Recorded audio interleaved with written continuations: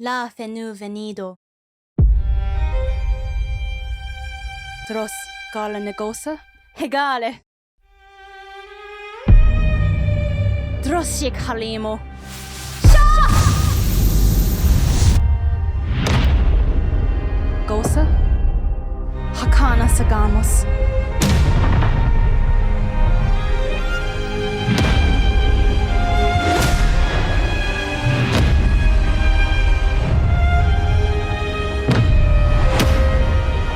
Hegale.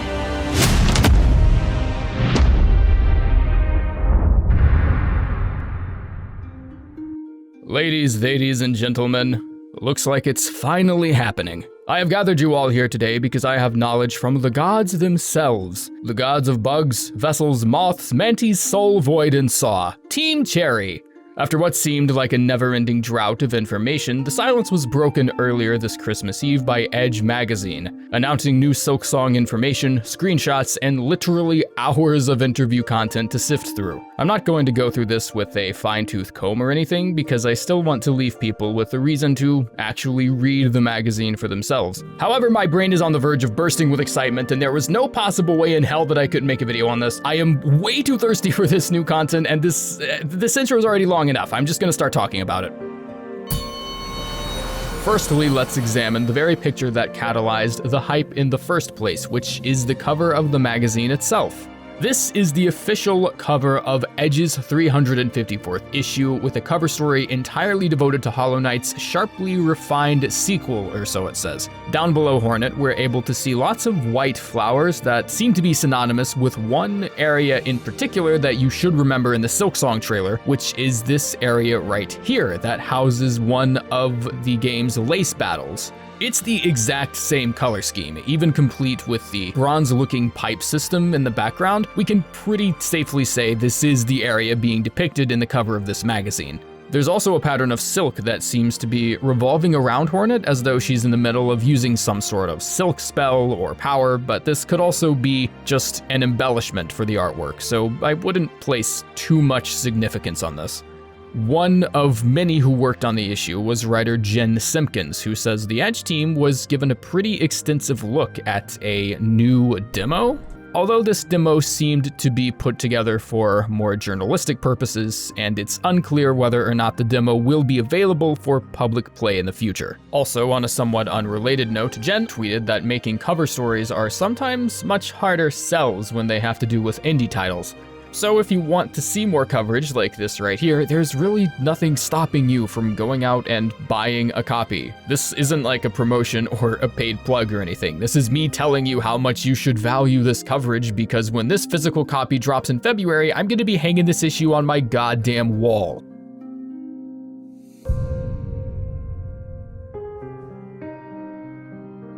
And now proceeding into the actual cover story itself. There's quite a bit to unpack here, so let's go ahead and begin with what will likely catch your eye first, which are the spicy new screenshots. I've learned with games like this, screenshots are almost always worth a second or third glance because you never know just how many details are hiding in plain sight. Although I don't want to spend too much time analyzing every single screenshot pixel by pixel, I do want to make sure everything is given some proper attention. We are given a variety of areas, none of which look particularly new or never before seen, but what I want to really zero in on aren't the locations themselves, but instead the combat mechanics that are showcased, how Hornet is fighting certain enemies using certain abilities, so on and so forth. We see multiple screenshots of Hornet using more silk-related powers, such as this unusually wide needle swing, and this particular AoE attack that I'm sure looks familiar from the first game. This had me wondering if there were going to be equivalents to nail arts in the game, seeing as how the path this takes does look similar to the Great Slash in Hollow Knight, but we can also see lots of silk here in the process of being expended, so I'm not really sure here. It looks like a good deal of it is shaded out, which may nudge us in the direction of certain needle skills and melee attacks also taking up silk from the meter. We also get a pretty comprehensive look at the available crests and tools that are in the game, probably one of the most detailed peeks we've gotten so far. This one in particular has the name Reaper, which seems to have 6 different slots Hornet can allocate towards her tools. At a glance, there seem to be 2 of each set of tool that can be slotted, which is further confirmed by the fact that you can match up the emblems in the empty slots to the category borders on the right-hand side and come up with 2 for each. These 2 are for blue-related tools, these 2 are for red items, and I'm guessing these 2 here would be dedicated to yellow tools. Considering the only other one we've looked at this extensively is the Wanderer's Crest, which only gives us 3 slots, we can safely assume the Wanderer's Crest is more of a starter item, and the Reaper Crest is definitely not something we would pick up until much later.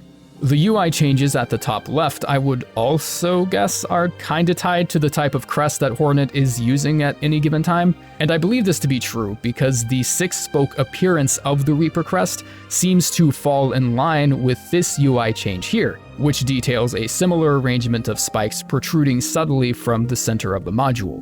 We're also given a fresh look at some never-before-seen tools and equipment that Hornet can use to her advantage.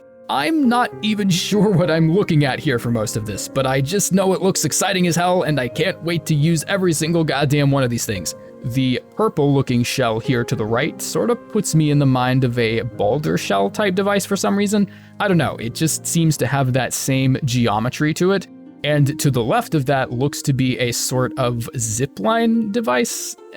I don't know. This is obviously just me theory crafting here, but having that sort of tool would make tons of sense, seeing as how Hornet is a character that's built with mobility and quickness in mind, and we've also seen her use an ability akin to a zipline device that lets her close distance between enemies and waypoints very rapidly. I have no idea what this Sunny D looking motherfucker is here for, and your guess is as good as mine as far as what it could be used for, but in another screenshot, however, we're given a quick glance at Hornet using this specific tool in tandem with the lifeblood syringe that I think should look familiar to most of us. So maybe that's indicative of these 2 devices being really compatible with each other in the heat of combat. There is one tool that I think deserves a little more attention because I don't think too many will make this connection, and someone in my Discord server actually had to point this out to me. This crown of thorns looking tool right here on the lower right of the crest seems to function somewhat akin to the Thorns of Agony charm in Hollow Knight. And the reason I have to believe that is that it seems certain tools will actually change the physical appearance of Hornet's UI at the top left. With this equipped, we see these really prickly thorns that encase each of Hornet's masks. And I'm assuming what this means is some damage infliction towards enemies that get up close and personal with Hornet during combat. Additionally, you can also modify pre-existing tools like the throwing pin to where Hornet throws 3 at once in a conical fashion instead of just the 1.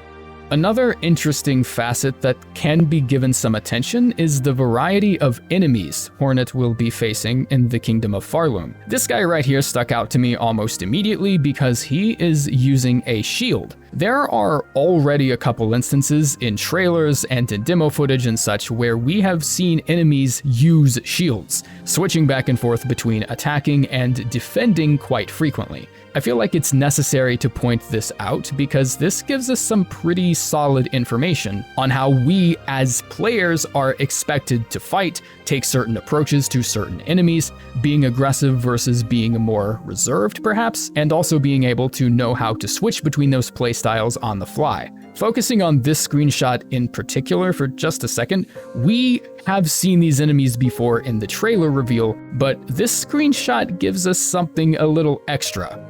Look at the way Hornet is posed here. Yeah, it goes without saying this stance should look extremely familiar to you because during fights with Hornet in the first game, she would take up this stance as a means of parrying the knight's attacks. And if my eyes don't deceive me here, it's looking like you will be able to be on the giving end of those spicy parries when playing as Hornet, which is pretty fucking awesome. There's also this big guy here, which seems to be skilled in the field of pyromancy. Hornet is seen here dodging through these flame rings emanating from this guy who is totally a boss, or at least a mini boss at the very least. And in fact, just to drive this home a little further, according to the little snippet of text below, this foe is known as the Last Judge. And if he's the last one, that means there's only one left, which means he's definitely a boss character. Yeah, that's my logic.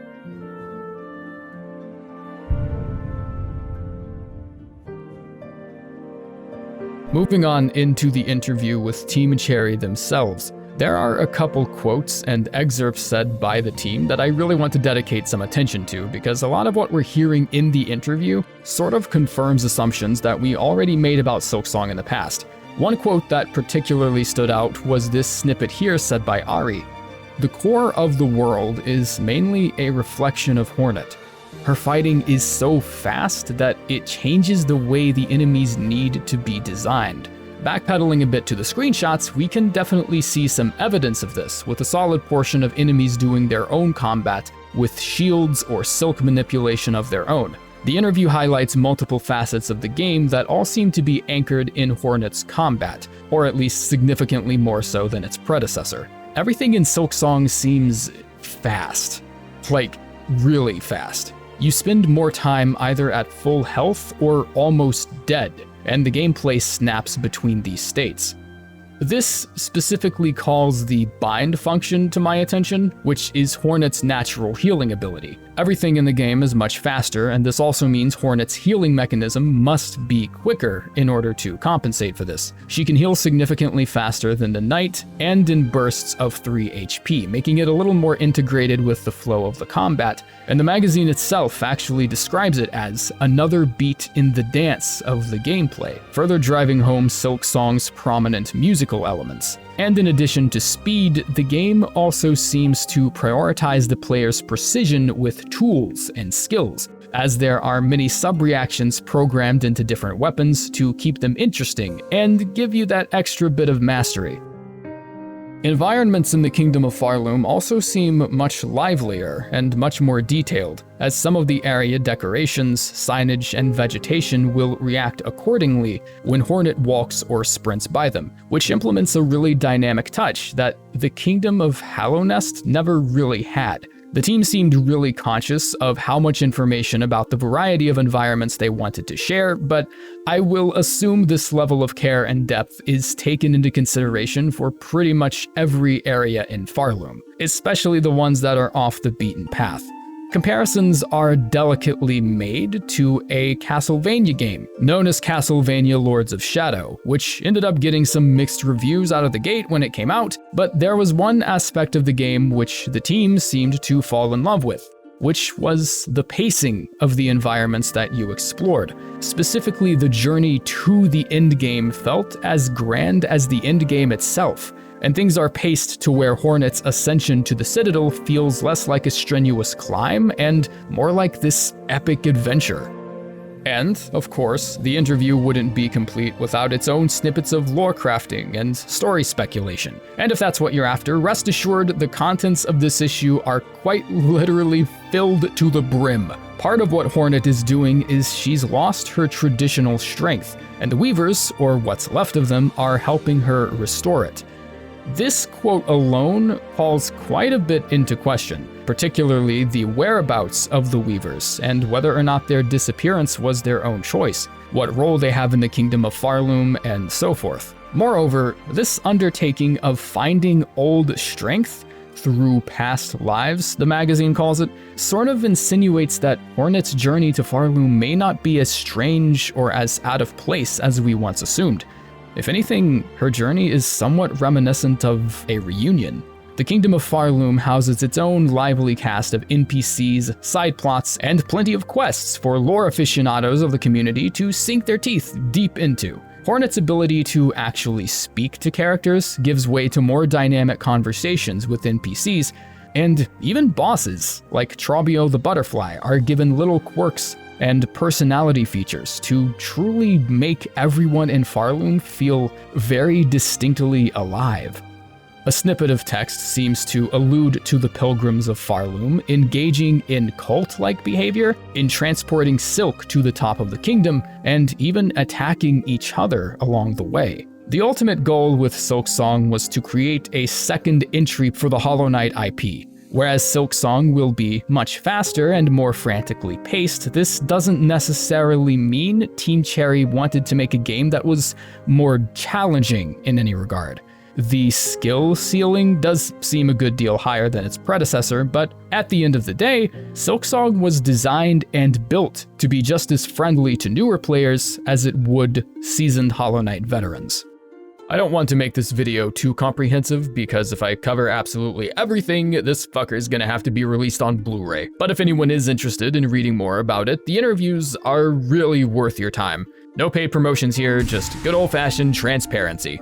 An indie game getting this amount of coverage really is a spectacle to behold. And if we want this to become normalized in the future, then I would suggest looking into it at the very least. But of course, if you guys are in the mood for more coverage, you can also just let me know, and I'll be sure to give this video a nice little update with some fresher details, speculation, theory crafting, all that jazz. Thanks for tuning in, and make sure to join our Discord server where you're allowed to say fuck. I'll catch you in the next video. See ya.